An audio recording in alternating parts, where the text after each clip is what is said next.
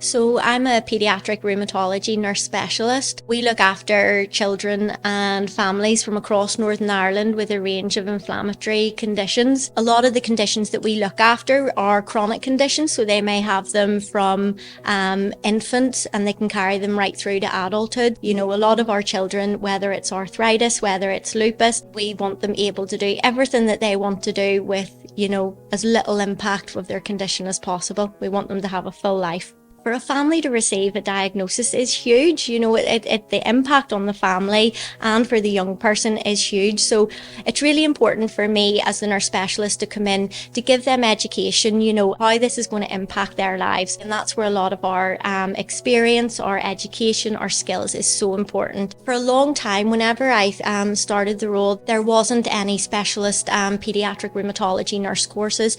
There have been some now. The British Society of Rheumatology have started to develop some, but they're expensive and it is very difficult to get the funding for those, but it is absolutely essential. Paediatric rheumatology is a highly specialised area. There's an annual conference every year held by the British Society of Rheumatology, and it's an opportunity for us to go over to meet other nurses from around the UK, to hear about the practices that they're undertaking, so that we can benchmark our service in Northern Ireland to make sure that our kids and families are getting the best treatments and are up to date with the best research opportunities, that we're staying as up to date as we can possibly be. And there's loads of stuff that we've done that we've changed our practice coming back from these conferences to really help our children and young people here. So absolutely, I would say, meeting other nurses, reaching out, feeling part of a network is absolutely vital, and attendance at conferences is so important for us as nurses. So it's really important, that we have research. Because of funding difficulties, we don't have as much opportunity in Northern Ireland, which is absolutely something that we want to try and change, so we can keep developing new treatments, things that help and improve the quality of lives of children and families living with inflammatory diseases. Little Heroes can really help our children and young people across Northern Ireland. One of the things that we've recently brought in is VR headsets that we're hoping to, hopefully get funded through Little Heroes.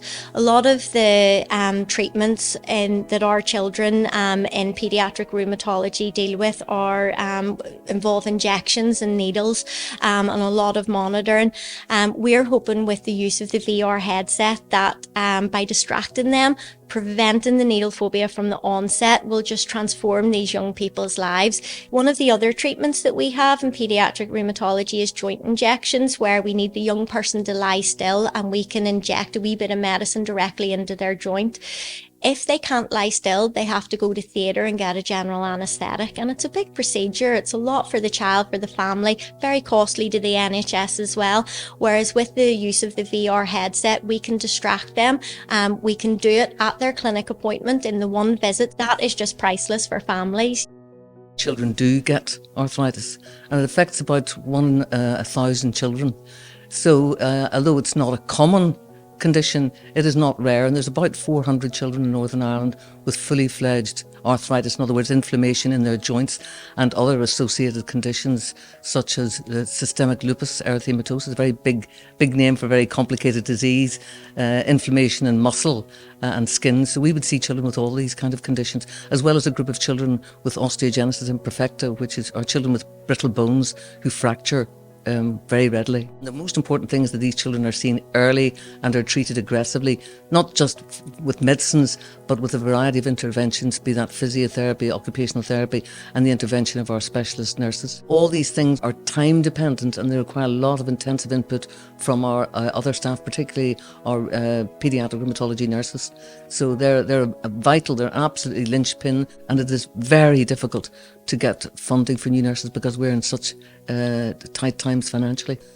So there are networks for the nursing staff, but these are actually very expensive for the staff to go to, and there's virtually no funding within the hospital for the staff to attend these meetings, and they're absolutely vital in ensuring that we're benchmarked against best practice in the rest of the UK, and it's something we're really passionate about. Research is often very, very expensive. But there are small projects that you can do, small audits or little projects that will help you apply for funding for much bigger, costly research that you might go to something like Versus Arthritis for. But often they want some evidence that this research is worthwhile doing, and that kind of research could really be funded by Little Heroes.